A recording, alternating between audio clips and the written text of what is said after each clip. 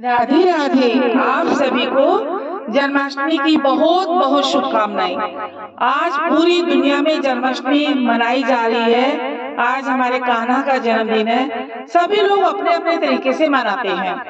कोई कैसे मनाता है, कोई कैसे, सबके अपने अपने रीति रिवाज है। लेकिन भगवान का कोई रीति रिवाज नहीं है, कोई विधि विधान नहीं होता। भगवान तो सिर्फ भाव के भूखे हैं। कई लोग मंदिर जाते हैं, वृंदावन जाते हैं, खूब भंडारे करते हैं। जब देखो पता चलता है कि आज फिर वृंदावन, आज कहीं मथुरा जा रहा है, कोई कहीं जा रहा है, मतलब बहुत पूजा पाठ करते हैं। सुबह भी बिना नहाए पानी नहीं पीते, खाना नहीं खाते, मतलब सबकी अपनी अपनी भावना है। लेकिन इन सब के पीछे सिर्फ एक ही बात है, भगवान जो है सिर्फ भाव के भूखे हैं। वो आपके कोई सोना चांदी जेवर या किसी चीज के भूखे नहीं है। वो अगर आप वास्तव में चाहते हैं कि भगवान की आप पूजा करें, भगवान आपसे खुश हो, भगवान की आप पर कृपा बनी रहे, तो सबसे पहले गरीबों को सताना बंद करो। जुल्म मत ढाओ किसी पर। कोई बेचारा असहाय है, उसके ऊपर जुल्म मत ढाओ। आपके घर में कितने बुजुर्ग हैं, कितने लोग हैं, जो भी मतलब सभी के घर में होते हैं बुजुर्ग। कई लोग सब जगह जाते हैं, घूमने जाते हैं, मंदिर जाते हैं, पूजा पाठ करते हैं, खूब पंडित से हवन करवाएंगे, यज्ञ करवाएंगे, लेकिन भूल जाते हैं कि उनके घर में जो असली भगवान बैठे हैं। अरे सबसे पहले उनको तो मना लो, उनको तो खाना पूछ लो। खुद रहते हैं एसी रूम में और उन्हीं का अपना मकान होता है, अपनी जायदाद होती है, लेकिन उनको दिया जाता है एक ऐसा रूम जो बेचारे खुल के सांस भी नहीं ले पाते। जबरदस्ती उनसे मकान, घर, जायदाद सब अपने नाम करवा लेते हैं। तो ये कहाँ की पूजा है? क्या न्याय है ये? इसको आप पूजा कहते हैं? बिल्कुल भी नहीं। भगवान ऐसी पूजा बिल्कुल नहीं लेते, एकदम नहीं लेते। तो इसलिए कर्म करिए जरा सोच समझ के, भगवान से डरिए। ये मेरे अपने विचार हैं, मुझे नहीं मालूम आप लोगों को क्या विचार है। मतलब ज्यादातर हर जगह ऐसे ही हो रहा है, जहाँ भी देख लो 90% लोग ऐसे ही करते हैं। भाई भाई आपस में लड़ रहे हैं, झगड़ रहे हैं, सिर्फ पैसा पैसा ही सब कुछ हो गया आजकल। रिश्ते नाते सब मर चुके हैं, कोई किसी का नहीं है इस दुनिया में।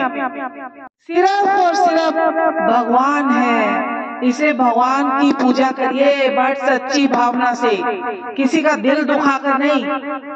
देखिए मैं तो ऐसे ही पूजा करती हूँ, मैं ज्यादा विधि विधान मुझे नहीं आता है, लेकिन जो भी मैं करती हूँ सच्ची भावना से करती हूँ, सच्ची श्रद्धा से करती हूँ। लोग गंगा जाते हैं गंगा स्नान करने के लिए कि हमारे पाप धुल जाएंगे।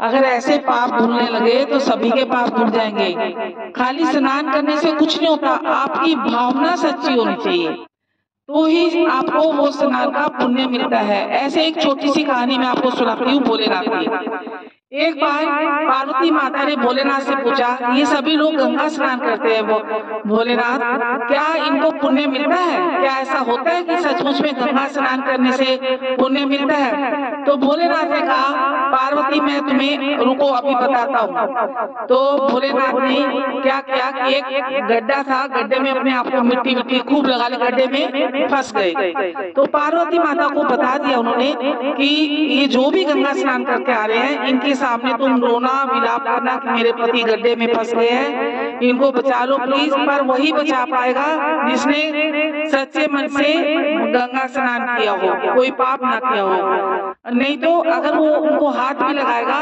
तो वो वही भस्म हो जाएगा।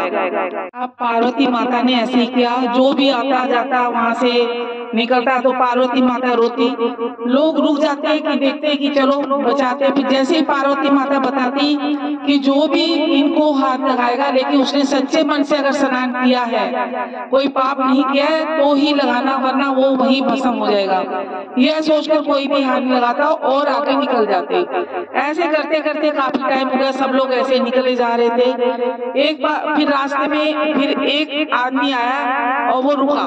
तो पार्वती माता ने उनको बताया कि अगर आप इनको हाथ लगाएंगे, अगर आपने कोई पाप नहीं किया तो ही लगाइए, या सच्चे मन से आपने गंगा स्नान किया है तो ही आप हाथ लगाइए, वरना आप भस्म हो जाओगे। तो उस युवक ने सोचा कोई बात नहीं, मैं भोलेनाथ को, मतलब उनको नहीं पता था ये भोलेनाथ है, मैं इनको बचाऊंगा।